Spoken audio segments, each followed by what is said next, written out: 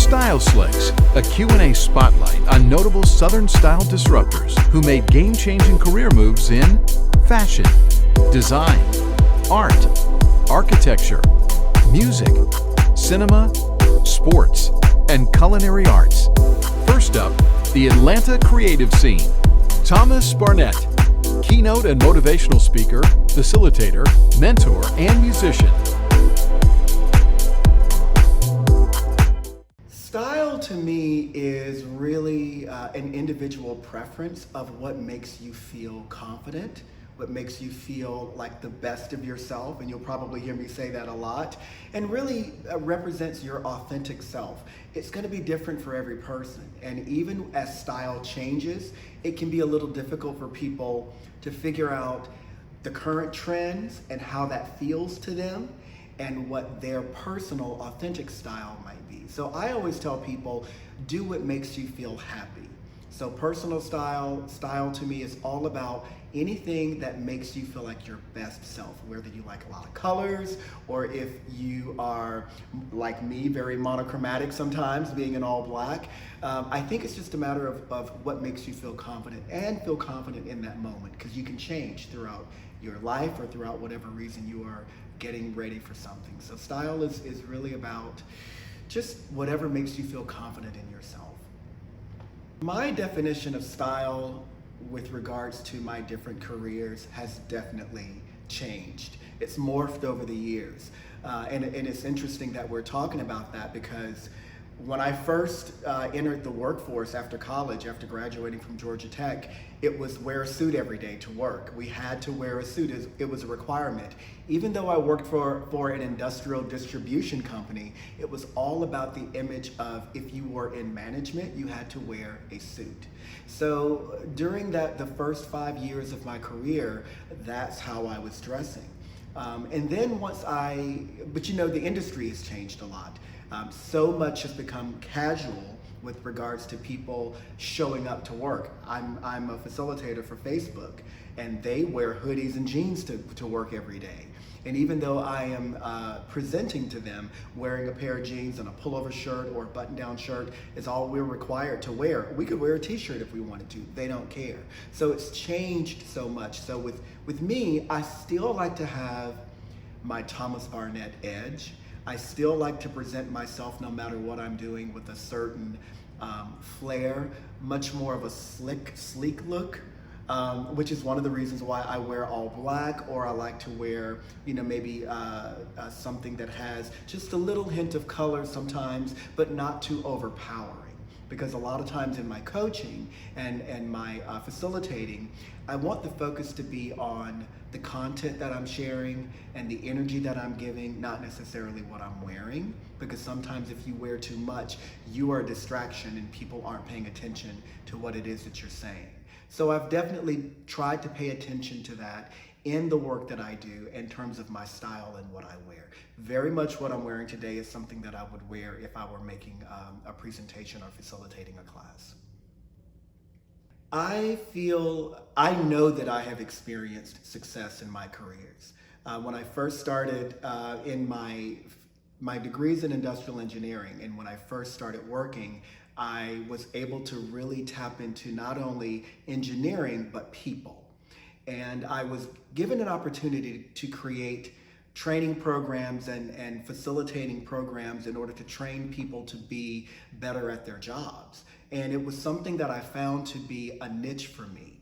And that's actually what led me to coaching altogether, was because I was creating these training programs and going to different facilities to train people just in one organization. And I thought, why not do this for the rest of my life? So it was a springboard for me to really think about how I wanted to be passionate and successful and love what I did. Certainly there are jobs that I've had over the years that weren't necessarily the most fulfilling or the most glamorous, but the one thing that I've always taken from them is, if I can connect to people, and if I can give people something that's going to help them be better no matter what I'm doing, then that is success for me. The catalyst for the changes, because there have been many, change in my career really has to do with passion. I think when you first graduate from college, or even when you go to college, oftentimes, especially in 1985 when I went to college, a lot of the focus was on, for me, what are you going to do afterwards that's going to make you a lot of money? And not everything is about that. The money will come if you lead with your heart. And so for me, the biggest catalyst in all of the things that I've done is, am I making an impact in other people's lives? And for some reason, I'm left brain and right brain. I went to Georgia Tech because I loved math and science and solving problems, but I also love psychology. I love people learning the way they think, but I'm also extremely creative, as you know, singing, dancing, performing, writing music, all of that. So both sides of my brain have to be activated in order for me to feel complete. So a lot of the times the catalyst has been boredom, because I'm not using everything that I have in terms of being able to have the most fulfilling expression of myself in the work that I do. So it's a matter of passion, people, and utilizing every aspect of who I am in order to feel happy, successful, and fulfilled. Transferring skills from one career to the next, for me, that is actually what has led me to where I am today. Every opportunity is an opportunity to learn and to grow and to expand who you are. The one thing that's always been pretty consistent is being able to work with people, being able to influence people, being able to train or coach or put people on a path towards their own success. Those skills that I've gained over the years in understanding people, from studying, from reading, and from my interactions with people, has been transferable from one career to the next. The one thing that has been consistent is impacting people's lives, and everything that I learn applies along the way. I remember things from 20 years ago that I've said to clients that as I'm talking to another client or in a class, it'll pop into my mind.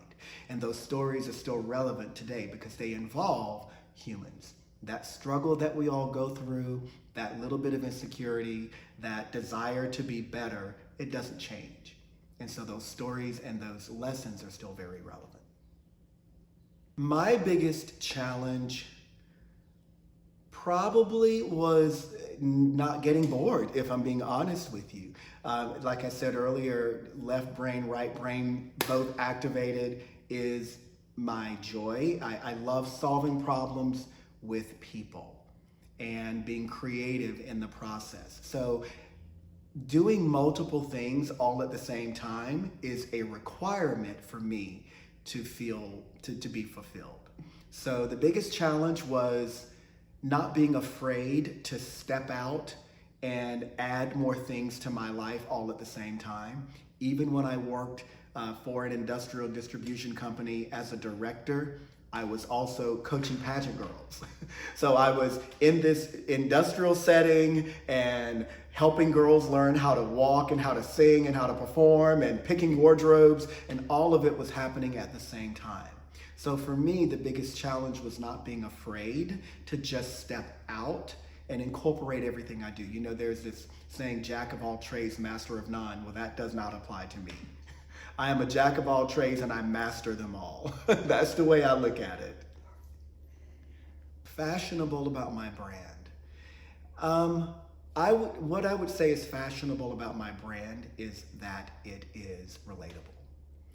My brand is all about connecting to people and presenting myself in a way that allows people to feel comfortable and empowered within themselves. So being relatable is extremely important when it comes to my brand. I always want people to, there's a saying, if I let my light shine, when I let my light shine, I hope that it shines so brightly that it illuminates the light in you, and you let your light shine as a result of that. It's never to overshine anyone. It's to show people that they can be as great as they want to be, and I always want my brand to reflect that. The mood of the country definitely affects style. I think that what we are experiencing right now, there's so much disconnect with people within themselves because of things that we see, things that we feel that we know are not right. We are connecting to each other. Now we're connecting to ourselves. You know, COVID-19, like my mother used to say, get in the house, we had to get in the house. And because we had to get in the house, we had to focus on what was in front of us. Not driving around in all this crazy traffic or trying to be the richest person or the most iconic person or everything in the world. We had to focus on what was in front of us, our family, our friends, our health, and each other. And I think that from that place of being able to focus for the first time, it's led us to being aware that life is not fair, equal. There's not equity in America and around the world. And so with Black Lives Matter, for the first time, people actually see the struggle that we've been living through for over 400 years in this country. And as a result of that, I think you're seeing people, if you want to draw it to the correlation of fashion, black, you know, the orange is the new black. No, black is the new and the old and the new black. So black is the old and the new black. Right now, it's fashionable to wear dark colors and to show your pride and your love and your passion for Black Lives Matter, for helping people to understand why this is important now and how we must humanize humanity. That's the thing that we're trying to do. That's what we have to do. And so from that perspective, we're now seeing people wearing black berets. We're seeing, you know, white blonde-headed girls wearing black berets and black bandanas, and they're the ones leading the march and leading the charge. And so their fashion is a reflection of that empowerment to join the movement, to lead the movement. And I think we're going to see that edge take place as fashion houses, you know, get back into the swing of things. I think we're going to see a reflection of that for sure. You know, it's funny, but my brand, when it comes to current trends, it really, I think it goes back to the other answer about being relatable. I think current trends are interesting. My style has changed over the years too. I used to be the guy in the multicolored shirts and all of those things in my private life. But in my public life, my career, I've always been a little bit more on the conservative, sleek side. So current trends, my style, my brand, I'm not really sure that it really has any weight. You know, it's not really a concern of mine. A funniest career moment would be me working in a warehouse as a supervisor in steel-toed shoes and running around the shipping and receiving department as the supervisor. That is the funniest. I mean, it's if you think about who I am, it seems very incongruent with what I do, but it still involved people. It was funny to see me running around the warehouse for a year and a half when I had that position, but it taught me always value people, respect people.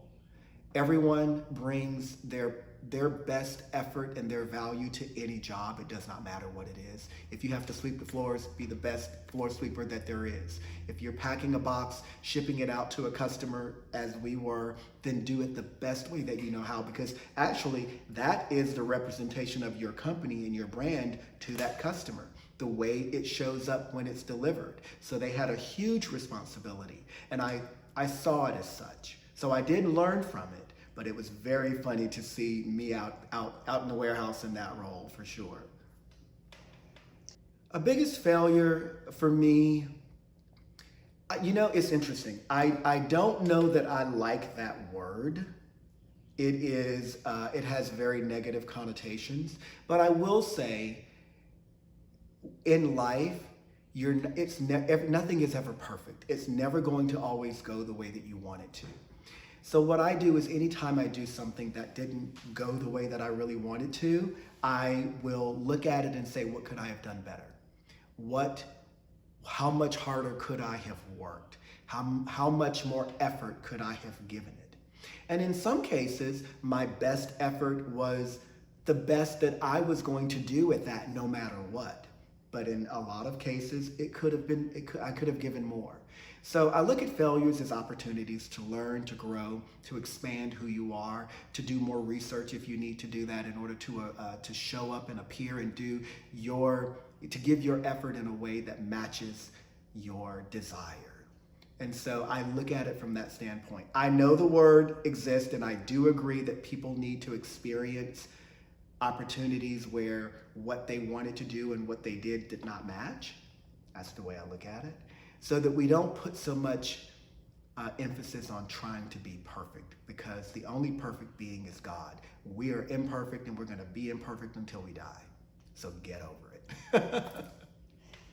I measure success by the fulfillment of my heart and my passion in what I'm doing. You know, every step I've ever taken, even if it felt like a detour, was a learning experience. And again, setting a goal, putting your best effort towards that goal.